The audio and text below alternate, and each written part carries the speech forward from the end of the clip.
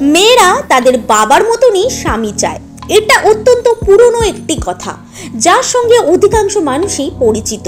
কিন্তু কথার কেন হঠাৎ এই কথাটা মনে হলো, কার জন্যই বা মনে হলো? আমরা প্রথমে দেখতে পাচ্ছি ভিডিও কলে সুস্মিতা কথা বলছেন তার বাবার সাথে। তার চোখে ফুটে উঠছে অদ্ভুত এক আবেগ, আর তার পর মুহূর্তেই সাহেবের সঙ্গে কাটানো তার বিভিন্ন মুহূর্ত। দর্শকেরা অনেকেই জানেন সাহেব সুস্মিতার ব্যাপারে একটু বেশি কেয়ারিং।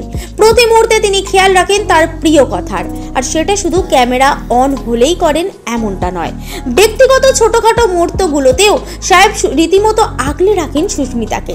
সুস্মিতা কখন খাবেন, কখন রোদের মধ্যে শট দেবেন, তার সমস্তটা রীতিমতো দাঁড়িয়ে তদারকি করেন সাহেব।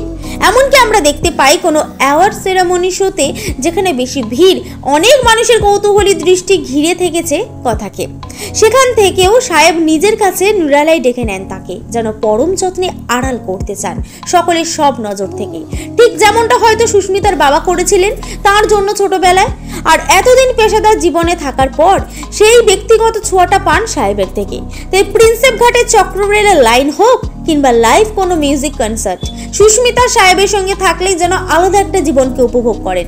আর তার জন্যই বলা হয়েছে মেয়েরা তাদের বাবার মতোই স্বামী চান। এখন সাহেবের সুস্মিতার হবু স্বামী কিনা সেটা তারা এখনো কেউই খোলসা করে বলেননি, তবে বিষয়টাকে পুরো উড়িয়ে না দিয়ে আরো সাসপেন্স তৈরি করে রেখেছেন, বলছেন ক্রমশ প্রকাশ্য। যাই হোক, নেটিজেনরা তো অনেকেই বলছেন সাহেব ও সুস্মিতার বিশেষ সম্পর্কে বিষয়ে তারা নিশ্চিত। আমরা বলবো উত্তরটা সময় দেবে। এমনই বিনোদন দুনিয়ার প্রতি মুহূর্তের হাঁড়ির খবর সাত তাড়াতাড়ি আপনাদের কাছে পৌঁছে দিতে বদ্ধপরিকর টাইমলাইন ক্রিয়েশন। আপনাদের কি মনে হয় সাহেব ও সুস্মিতার বাবার মতোই কেয়ারিং তার প্রতি?